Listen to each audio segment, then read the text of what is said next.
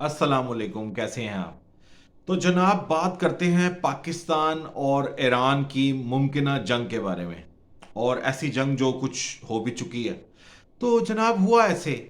کہ 16 جنوری کو منگل کے دن، منگل کی رات کو لیٹ نائٹ ایران نے پاکستان کے بلوچستان بارڈر والی سائڈ پر میزائل فائر کیے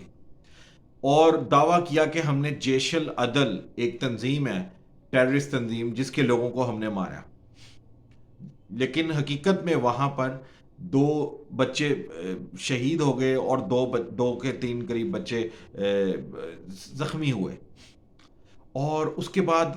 بدھ کی صبح یہ بات رپورٹ ہو گئی پاکستان میں، اور اس کے بعد پاکستان نے پھر ساری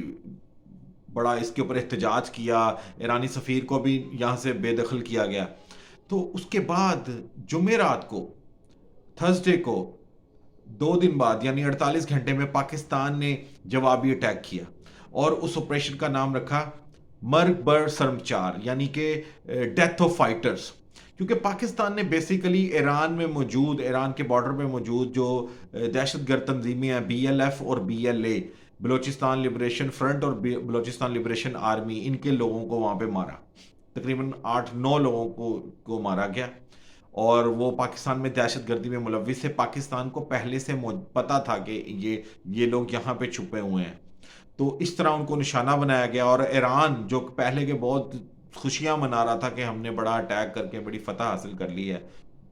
اور کیا اس نے انڈیا کی ایما پر، انڈیا کی ایجنسیز نے اس کو اکسایا کہ آپ یہاں پہ پاکستان کے اندر کوئی اس طرح کی ایکٹیویٹی کریں تو ہم بھی آپ کو سپورٹ کریں گے، اور اس کے علاوہ کیونکہ ہماری بھی پاکستان سے چلتی رہتی ہے جنگ، اور پاکستان کے ساتھ بقول ان کے کہ پاکستان نے پہلے ہمارے بارڈرز کے اوپر بھی کچھ کرتا تھا، تو ہم نے بھی اسٹرائکس کی سرجیکل، اس کے بعد ہمارے معاملات بہتر ہو گئے ہیں، اور پاکستان کے حالات ٹھیک نہیں ہیں، تو آپ وہاں پہ اٹیک کر دیں، پاکستان کچھ نہیں کرے گا۔ لیکن ان کو یہ نہیں پتا تھا کہ پاکستان نیوکلیئر اسٹیٹ ہے، اور پاکستان تو اس صورت حال میں اور پبلک کی جو ہماری یہاں پہ ڈیمانڈ ہے اس کے مطابق ہو ہی نہیں سکتا کہ پاکستان ریئیکشن نہ کرے، اور پاکستان نے ریئیکشن کیا اور تابڑ توڑ جواب دیا، اور اس کے بعد سے ایران میں سوگ طاری ہوا ہے۔ اور اس کے بعد کیونکہ ایران بیسیکلی پاکستان کا برادر ملک ہے، ویسے تو برادر مسلم ممالک میں ہم کہہ نہیں سکتے کہ کسی قسم کی برادرز والی بات ہے، کیونکہ آپ نے دیکھ ہی لیا سارے دوسرے ممالک کے اعلی کار بنے ہوئے ہیں، بلکہ انڈیا، اسرائیل اور امریکہ زیادہ ایک دوسرے کے اچھے الائے ہیں، جو کہ اسلامی ممالک ہیں وہ خاص نہیں ایک دوسرے کو سپورٹ کرتے ہیں۔ اور اس طرح جناب اب وہ کافی حد تک خطرہ ٹل گیا ہے، کیونکہ ایران کو اچھا خاصا جواب ملا۔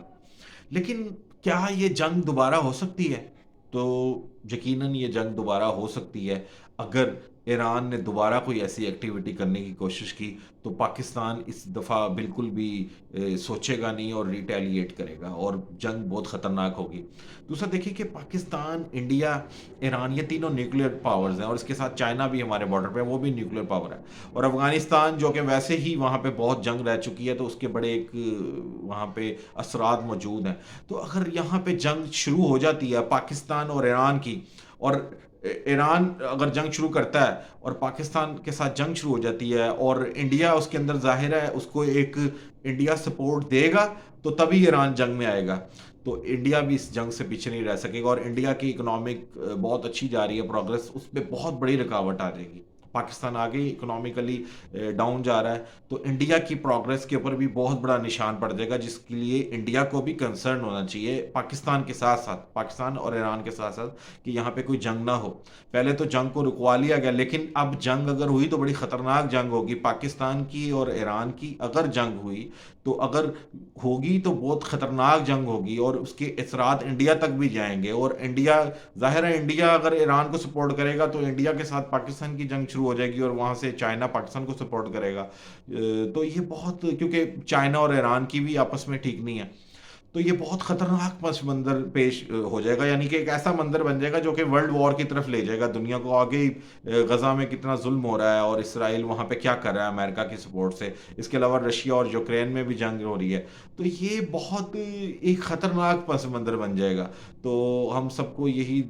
جتنی بھی کنٹریز ہیں، جتنے بھی یہاں پہ لیڈرز ہیں، ان سب کو سوچنا چاہیے کہ جنگ نہ ہو، کیونکہ دیکھیں جنگ کسی کے حق میں نہیں ہوتی، جنگ ہمیشہ بربادی ہی لے کے آتی ہے، اور 10 سے 15 دن کی جنگ ملکوں کو